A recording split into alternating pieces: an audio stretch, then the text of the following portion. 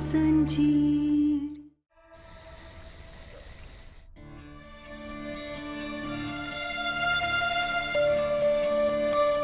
क्या ना, ये चोट कैसे लगी तुम्हें? अरे वो डॉक्टर अबू इंसान हमें अगवा करके लेके जा रहा था ना, तभी चोट लग गई थी। अभी ठीक है। सॉरी क्या ना, जब ये सब हुआ तब मैं तुम्हारे साथ नहीं था। मुझे तुम्हारे पास होना चाहिए था। डॉक्टर बाबू आप हमसे माफी काहे मांग रहे? इस सब में आपकी थोड़ी ना कोई गलती है, और आपको थोड़ी पता था कि कोई हमें अगवा करके लेके जाने वाला है। और आप एक बात ध्यान में रखिए, बड़े से बड़ा अपहरण करने वाला इंसान भी आपसे हमें दूर नहीं कर सकता। अब आप ही देखिए, सुबह हम अगवा हो गए थे और रात होते होते आपके पास वापस आ गए। थैंक यू क्या ना, मैं यहाँ नहीं था फिर भी तुमने मुझ पर भरोसा किया। उस आलिया के झूठ पे नहीं, तुमने साबित कर दिया कि तुम मुझसे कितना प्यार करती हो। डॉक्टर बाबू हमें हमसे भी ज्यादा भरोसा आप पे, और हम हमेशा करेंगे चाहे कुछ भी हो जाए। हम जानते हैं कि आप कभी हमें धोखा नहीं दे सकते।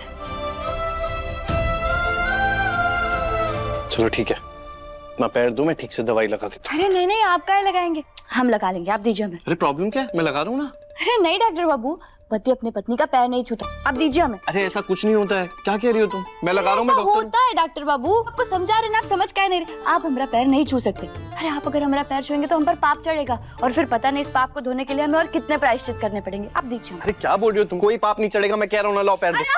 अरे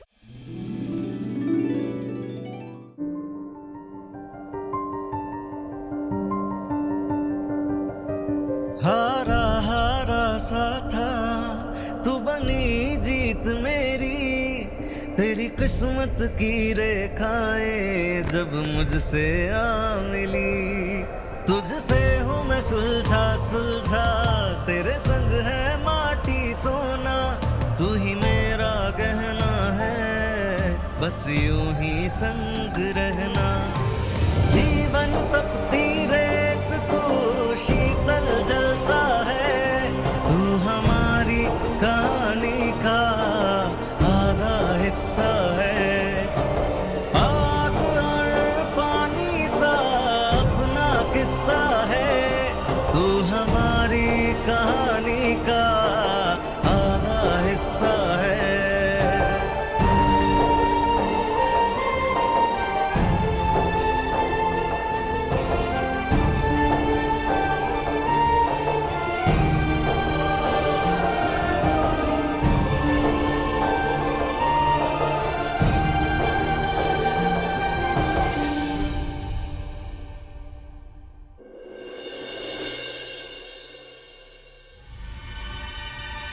क्या हुआ क्या ना?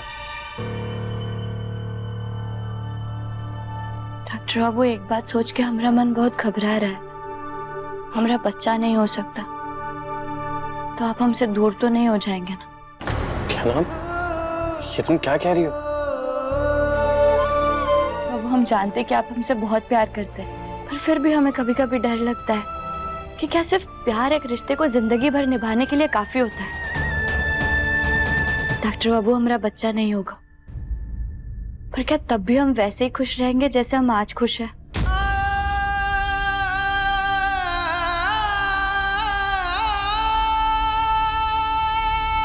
क्या ना, तुम्हारा डर समझता हूं, पर हमारा रिश्ता बच्चा आने से पहले भी था और उसके बिना भी ऐसा ही रहेगा। मैं वादा करता हूं तुमसे कि मैं तुम्हें कभी भी बच्चे की कमी महसूस नहीं होने दूंगा।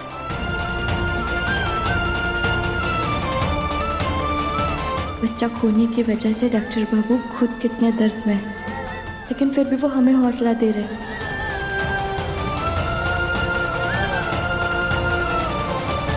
क्या ना, वो देखो टूटता हुआ तारा।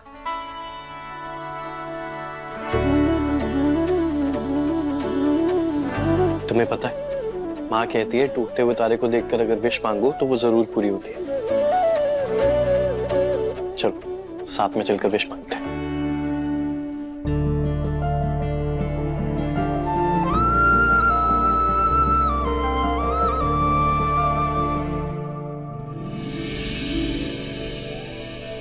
पर जो भी विश मांगोगी ना, किसी को बताना नहीं, वरना विश पूरी नहीं होती।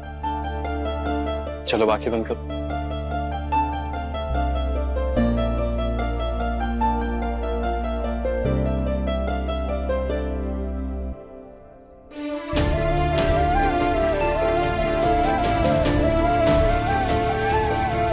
मेरी तो एक ही इच्छा है कि बस कोई ऐसा चमत्कार हो जाए जिससे हम और डॉक्टर बाबू माँ बाबा बन जाए।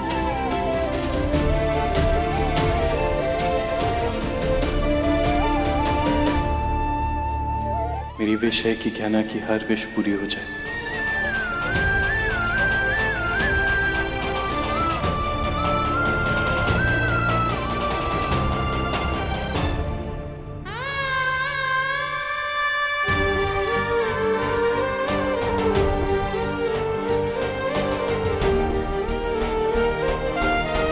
अपन की तो एक ही इच्छा है, बस जल्द से जल्द मेरा गुल्लक बहुत सारे पैसों से भर जाए और जिस काम के लिए पैसे चाहिए वो काम जल्द से जल्द पूरा हो।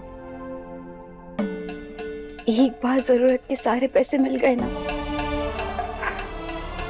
फिर सब कुछ ठीक हो जाएगा। आई पापा,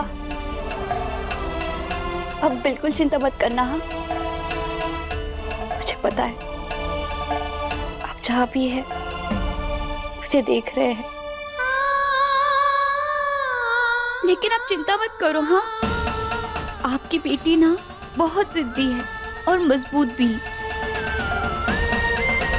सब ठीक कर दूंगी। अरे अगर जरूरत पड़े ना तो भगवान से भी लड़ लूंगी कि सब ठीक करके मानेगी। आई शपथ, मैं उसे कुछ नहीं होने दूंगी।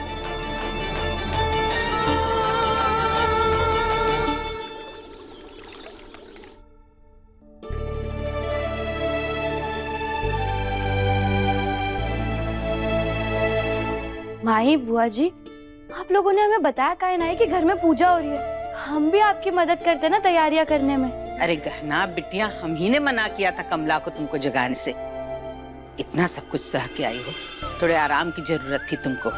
ठीक है, चलो सारी तैयारी तो हो गई, बैठ जाओ दोनों पूजा में। वैसे पूजा है किस बात की? ग्रह शांति की पूजा है बेटा।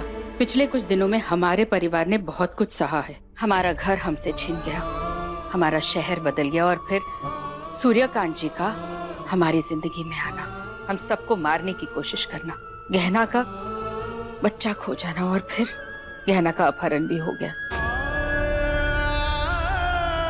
ऐसा लग रहा है जैसे कि हमारे परिवार की खुशियों को किसी की नजर लग गई हो। इसलिए बेटा, मैंने और दीदी ने दोनों ने मिलकर के ये पूजा रखवाई है, और हम दोनों चाहते हैं कि तुम दोनों इस पूजा में बैठो। नहीं,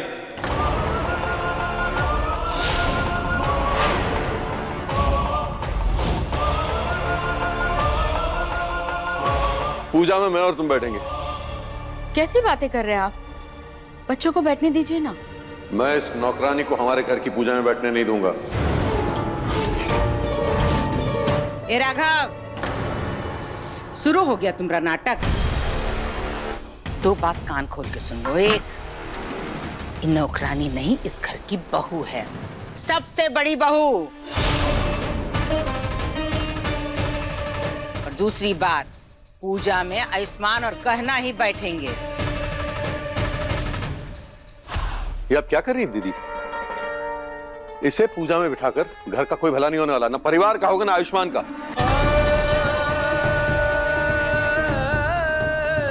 अच्छा भला कह रहा था कि आलिया से शादी करवा दो इसकी।